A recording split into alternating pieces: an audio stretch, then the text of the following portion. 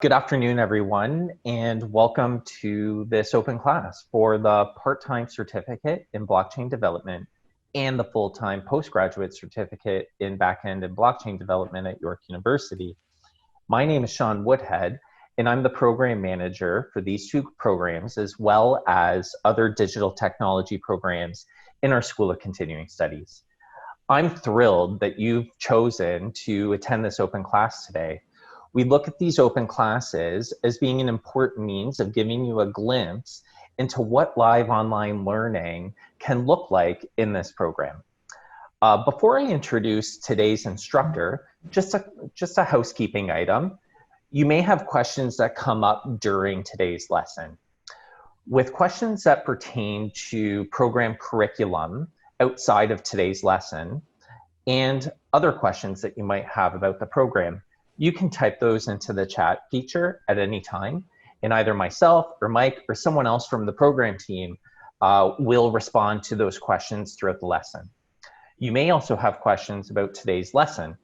If you have questions about today's lesson, the instructor, Afaf, who I'm going to introduce in just a sec, he's going to describe for you how you can go about answering those after I hand it over to him. So for today's open class, as I mentioned, our instructor is Afaf Etisham. Afaf is a seasoned software developer with over 12 years of experience across various technology stacks, spanning multiple industries. He currently leads and manages teams of developers across different products and is directly involved with managing production and release of software and web application solutions through a managed agile process. He is passionate about sharing his experiences and learnings for those entering the world of software development and has keen interest in fields related to data engineering, distributed systems, modern software development practices such as DevOps, and enabling cloud-native solutions.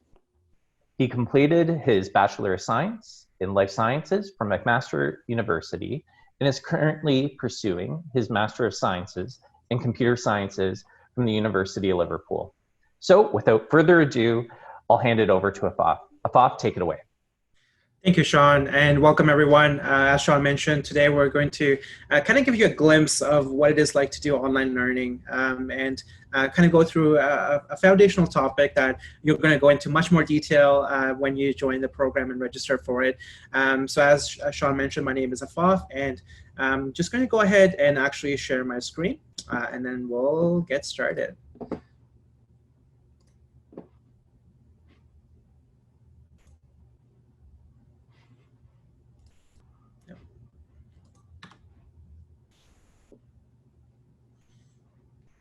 Okay, I just wanted to confirm, as it is the case when doing online screen shares, can everyone see the screen? Perfect, awesome. So today's topic is going to be Introduction to Distributed Ledgers and kind of like talking about why is it sometimes considered the foundations of blockchain. So blockchain, I mean, it's the namesake of this program as well, but we really want to get into the details of it and the aspects of, like, you know, when we talk about blockchain or when we're learning about blockchain, we also hear about distributed ledgers. What is it all about? We all have, like, you know, terms like smart contracts. There's so much new terminology. Even if you're coming from traditional software background, these terms are definitely new, and we want to just kind of like shed over some light. As a bit of housekeeping, if you have any questions, please feel free to put it into chat, and you can also use the raise hand button on Zoom as well to kind of like, you know, flag your hand, and I'll turn over to you and ask you, have you ask a question as well. So whatever you feel comfortable with, whether you want to put your question in the chat feature or use the raise hand feature on Zoom that you can find on the top right under the participants and chat area. So right by the chat, there will be a couple of options there, icons that you can use to get my attention and carry through. Okay, let's get going then. So first thing is first, ledgers. Right. So before we even get to distributed ledgers or anything like that, let's talk about the more or less the traditional route of when we talk about ledgers and what that means. And typically it's always been used in accounting practices, right? So ledgers is very common within the field of accounting and business. Essentially, at the very simplest term, it's the ability to track credit and debit, including inventory as well if necessary. So the idea is, what do we have available? What is something that might be upcoming? And it's essentially an area where that information is stored. Obviously, there's a little bit more into it in terms of the mechanisms around it and how things are stored, but essentially that's the premise of what is considered to be a ledger. I have this like really old-looking book here, but that's how old ledgers have been as well. They've essentially been foundations of commerce for a very long time. And essentially, ledgers, whether it's a simple book that you have available in an office or your shop or whatever, or in these days, this could be a computer file or a database as well. So it could be stored on a data center somewhere, or stored locally on premise in your offices.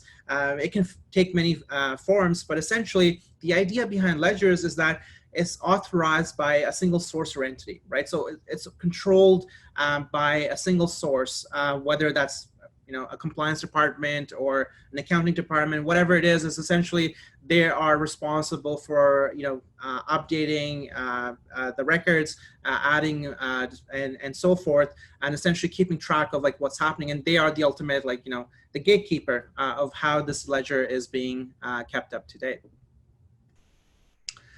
So then we get into a bit of like databases, right? So databases is what we have always chatted about in a sense of, sorry, one second, where we have talked about essentially storing data, all right? So we're storing a vast amount of data that can be structured. So for instance, relational databases, as well as unstructured. So NoSQL is one example. There's also document databases as well.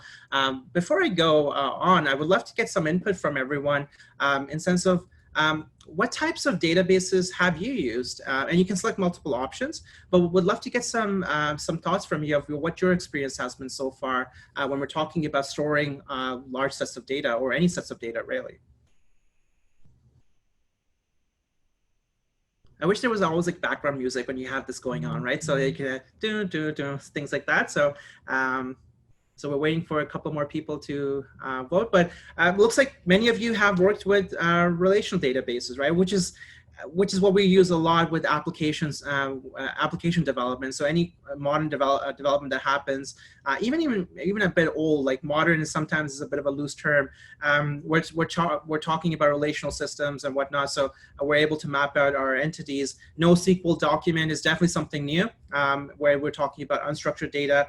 And then flat files are, they're very, very old, but we still find them today. CSV files are a great example that we have available in this day and age that we find. So thank you for participating in that poll.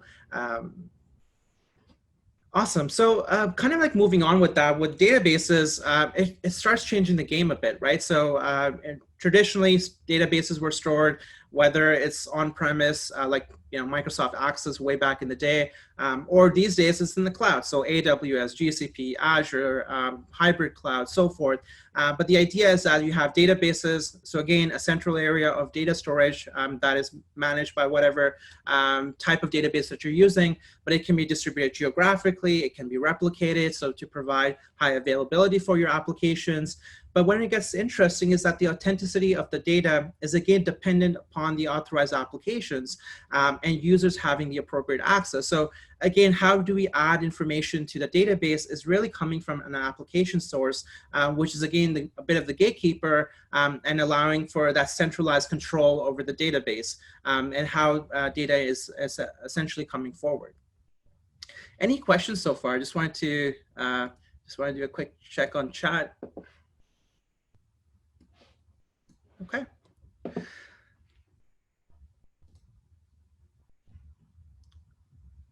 So I just want to make sure that people are seeing my slides being updated. Yes? So there was a comment that slides were not showing. Yeah, I'm still seeing introduction to distributed ledgers. Oh, wow. Okay. How about now? Yep, you're all good now. Okay, that was strange. Okay, so now on the topic of ledger versus databases. So these were essentially what I was kind of talking through some of the slides. But essentially, you know, like databases, we've talked about in a sense of like their store structured data. Then we would get into is essentially going through with databases of like distribution and whatnot. Then the question comes as like, what's the difference between ledgers and databases, right? Both of them are storing information. Both of them are storing data. They can allow for, you know, anything from very simplistic accounting practices of you know, just adding on to the data, or but much more complex depending on the application use case. So essentially, contents of a ledger can be within a database, right? That's just the application of how that data is being utilized. But when we get into the actual, like when we talk about simply databases, a lot of that is how the database is really being governed, right? So how is it actually being utilized by any given application, or essentially the permissions that we're talking about here. So if the data is within the form of a ledger, then it's validity essentially is ultimately the responsibility of the application to enforce this. And ultimately, we're talking about a central authority, right? So that central authority is really responsible for how the data is coming to a database, how it's actually being managed. You know, all of those kind of operations are really coming down to that, that aspect. So before we go on a bit more, I would love to have like more of a dialogue on like some of the examples of ledgers and databases. So we briefly chatted about essentially, you know, some databases that you've used or have experience with, but then there's also ledgers as well that we briefly talked about. So we would love to kind of like go through some examples of either ledgers or databases, and how essentially what we want to talk about is how is the data being managed? Who was ultimately responsible for it? So I want to kind of open up the floor here and get some input from everyone participating, and get a bit of your experience or your knowledge so far in terms of some ledgers that you've come across, as well as some of the databases.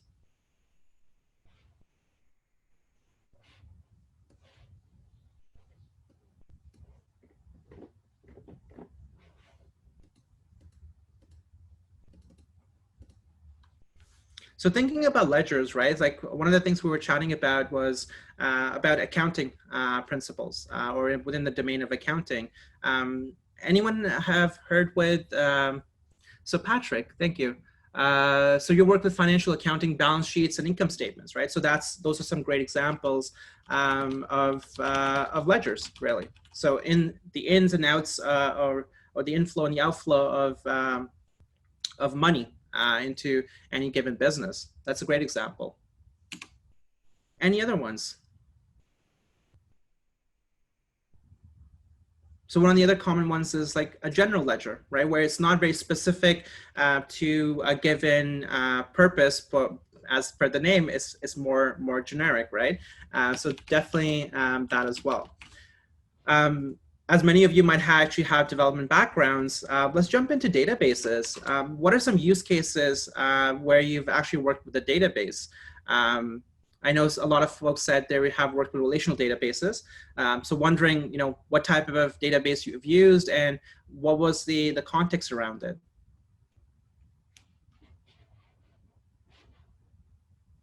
It could be employee databases, employee, or I work in purchasing, so purchase orders. Yeah, so like POs and POs, yeah. invoices and all that kind of stuff. Yeah. So business data. Yeah, that's great. There was another question about Tableau as a database. Tableau is a very interesting one. In one sense, we could consider that as a database, but the use cases for it is essentially for BI, for business intelligence. So it's not necessarily the source of the database, but definitely helps to kind of understand the data better. So depending on the use case of how you're using Tableau, that question can be answered in multiple different ways, really. But for now, let's just put Tableau because it's definitely not a ledger. So Tableau is definitely one source of data, but usually more in a sense of like data, warehousing, really. Awesome. Any other examples that you've come across in your experiences so far? So we talked about like examples like an employee database. We have business data where it's like POs or invoices, payables, things like that.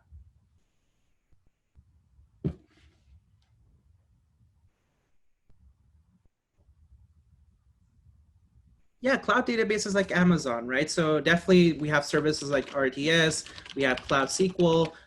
All of these are examples of databases that allow for high availability. Also, let's think about like, applications like, Google Sheets that I'm using for the slide deck. There is a database powering that. So a lot of the web applications that we interact with on a daily basis is being dependent upon various forms of databases, essentially. So great. Kind of moving on to like distributed ledgers, right? Like the core and the meat of this lesson. So now that we have like a functional understanding of ledgers as well as databases, where does distributed ledgers come into this whole thing? The official definition of this is, consensus of replicated, shared, and synchronized digital data geographically spread across multiple sites, countries, or institutions.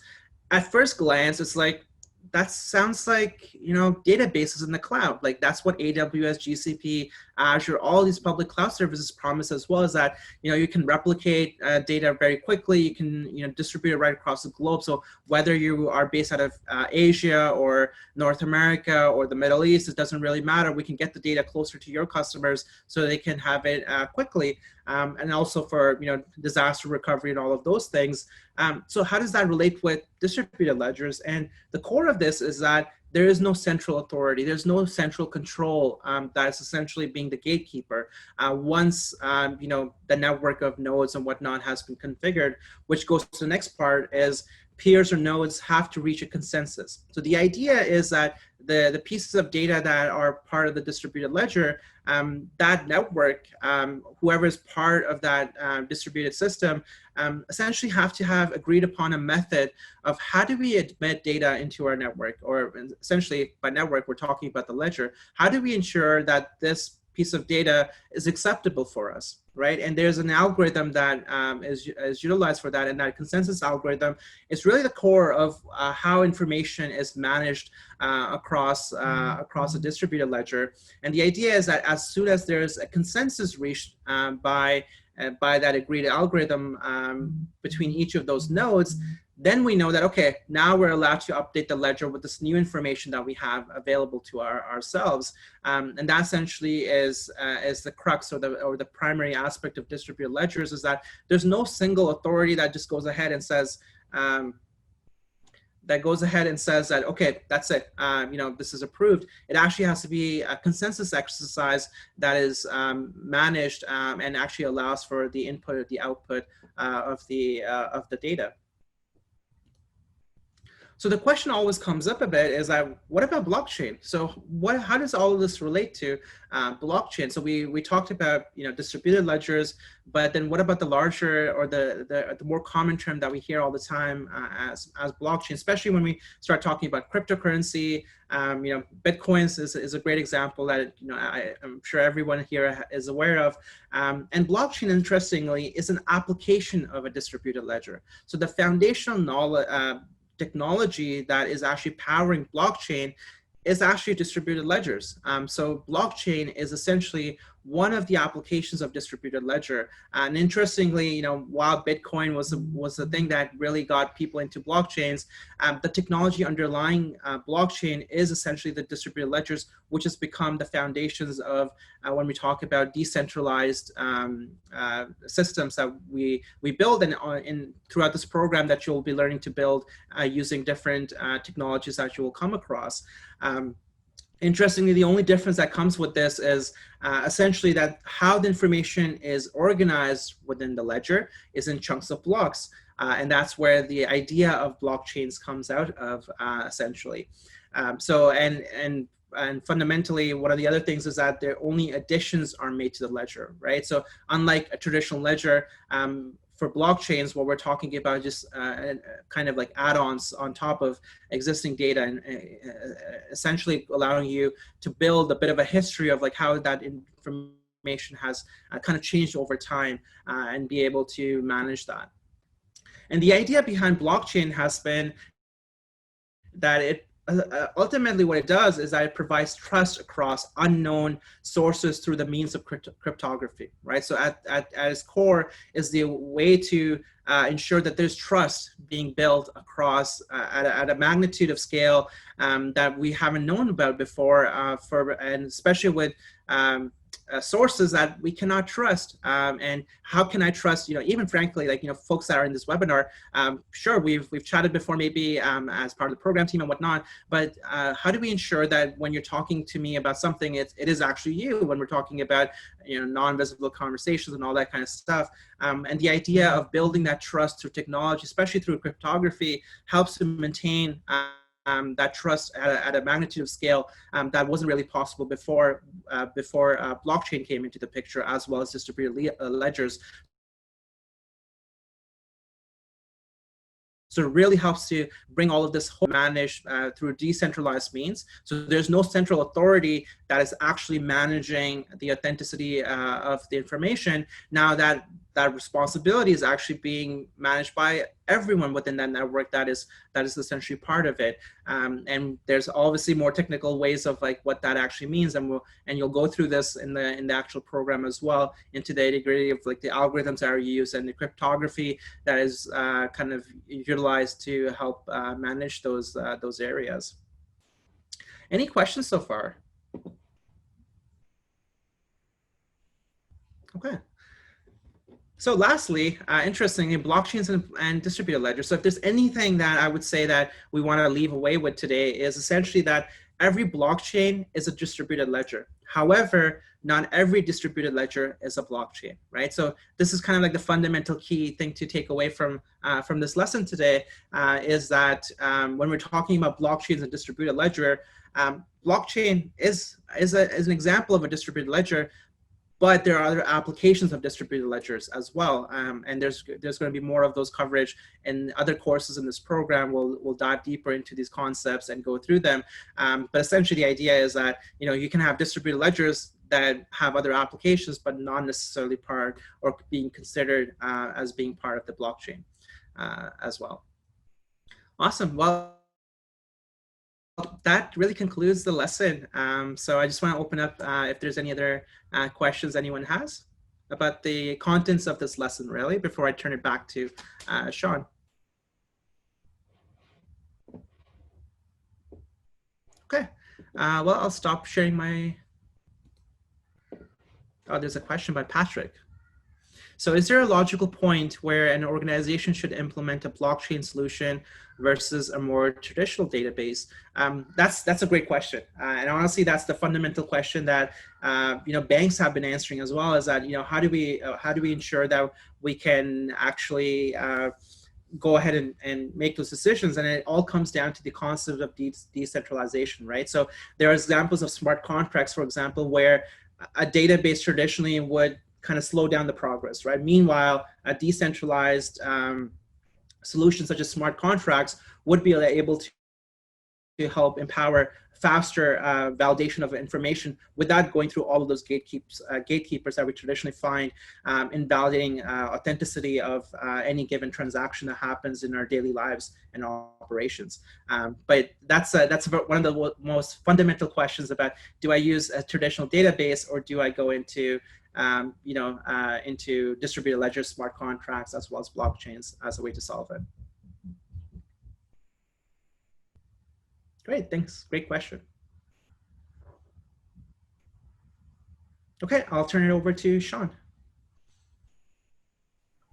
Great, thanks so much, Afaf. So everyone, this is bringing us to the conclusion of today's lesson. And so first, thanks so much, Afaf, for leading us through this lesson on distributed ledgers.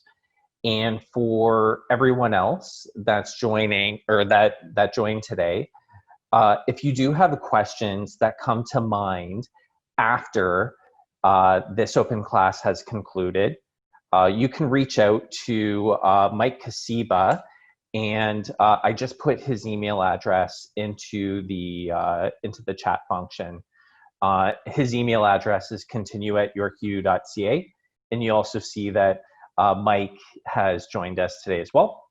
Also, you're more than welcome to reach out to me, and if you want to have a one-on-one chat with me about anything pertaining to the program, you're more than welcome to do so. I'm putting my email address into the chat as well. So you can email me anytime. I try to be fairly quick on my responses, and then we can schedule a time to connect if a meeting's a bit more appropriate than just a simple email response. And what's blockchain maybe more helpful? Okay. So I'll hang tight, and the other program team members can hang tight for a couple minutes. You're more than welcome to leave. The open class is now concluded, but as I said, we'll stick around for a few minutes just in case there's any more questions that do come up.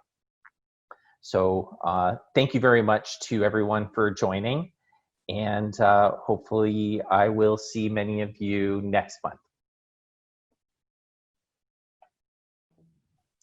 Sorry, can I have a question? Yes, of course. I'm just concerning about like what kind of development language of coding it's going to be the program, like the smart contract and those things going to be built on. Is it Solidity or just JavaScript? Yes, so we currently plan to have Solidity in this, but we do also ask that students come in with JavaScript experience, and partly because of the inclusion of Node.js. Okay, so mainly backend. Yes. Experience. Thank you. You're welcome. Yeah, just a question. So in terms of like coding and exercises, are we gonna be like coding during the class, or like how does that format gonna take place? Well, so this is one of the first conversations that I touched upon with our instructional team, which Afaf is a member of. So the instructional team members, when they're designing their courses, and specifically for the live components of it, I believe that they're trying to structure these classes so that the class moves between like mini lecture, interactive activity, debrief on the interactive activity, then move on to the next mini lecture. So a normal class should move through like that. It is not just lecturing. And I would say, because this is an adult education program and one that is vocationally oriented, like, I mean, the primary purpose of the blockchain program is to graduate students who have actually demonstrated the competencies of a blockchain developer within the program. We design our curriculum to be much more focused on application and practice. And it's also because, like, this is an outcomes-based program. So, and what I mean by it being an outcomes-based program is our thinking as educators is about having a learning experience. It's focused a lot more on what does the student actually do in the class, and less on what we would expect that they would know. Does that make sense? Yes. Okay. No, thank you. You're welcome.